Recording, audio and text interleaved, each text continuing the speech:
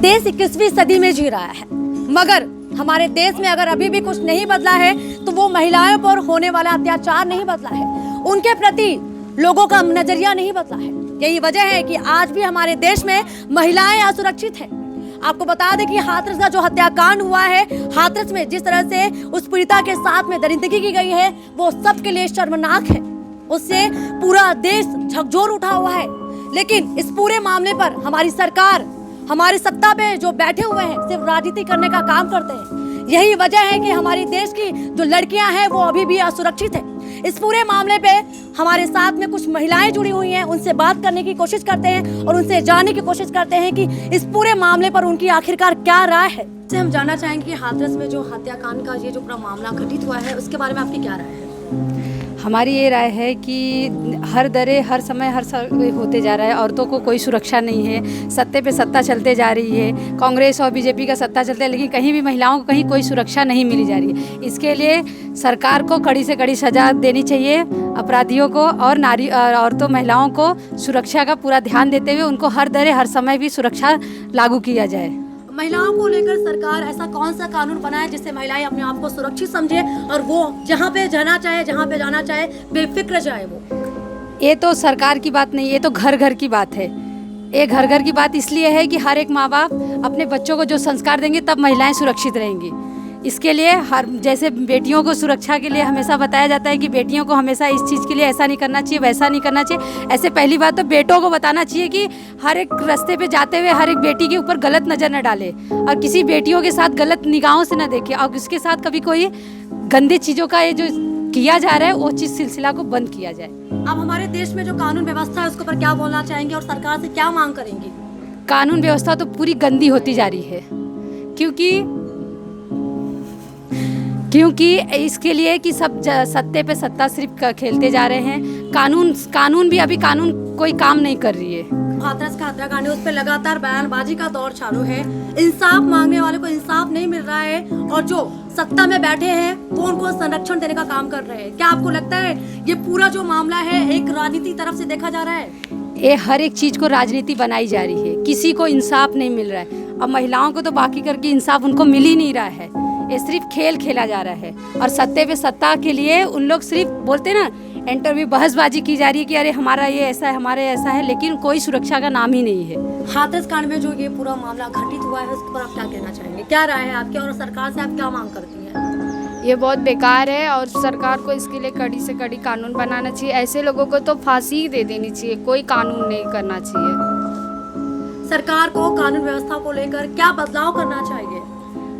Rape में जो इधर से 2 साल 3 साल केस चलता है उसकी बहुत जल्दी ही सुनवाई कर देनी चाहिए, ताकि आगे के लोगों को यह एहसास हो कि नहीं, ये बहुत जैसे सऊदिया में होता है वैसे ही यहाँ पे भी कानून लागू करना चाहिए।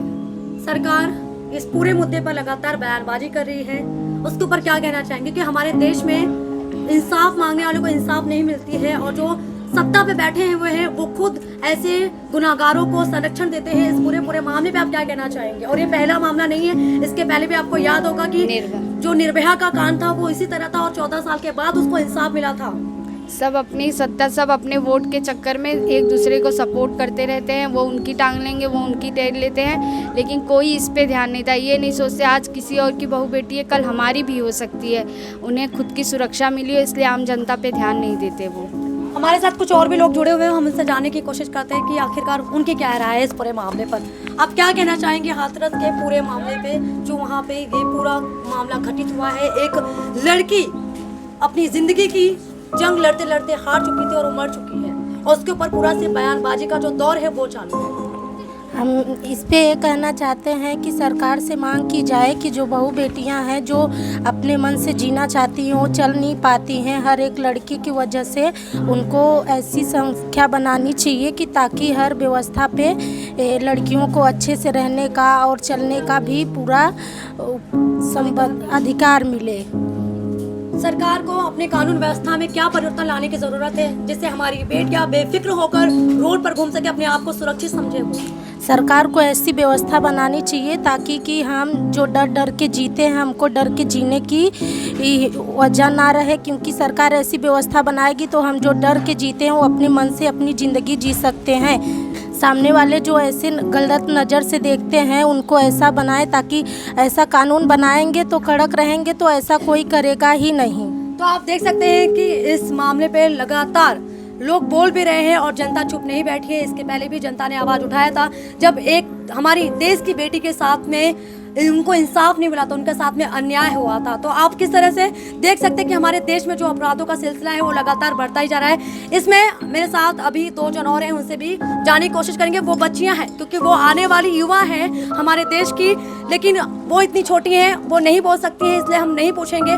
लेकिन सरकार को सोचना पड़ेगा कि हमारे देश में आखिरकार कब लड़कियों को सुरक्षा मिलेगी, कब वो अपने आप को इस देश में सुरक्षित समझेंगी, क्योंकि वो कहीं भी सुरक्षित नहीं है। घर हो, देश हो, ऐसा कोई भी जगह नहीं है जहां पर वो अपने आप को सुरक्षित समझे। और जो ये अपराध का सिलसिला है वो आज का नहीं है, पहले से जब हमारा देश आज़ाद हुआ था उसके पहले भी हमारे देश में अपराध बंद नहीं हुआ था, उनके ऊपर अत्याचार नहीं बंद हुआ था, जो आज भी चल रहा है।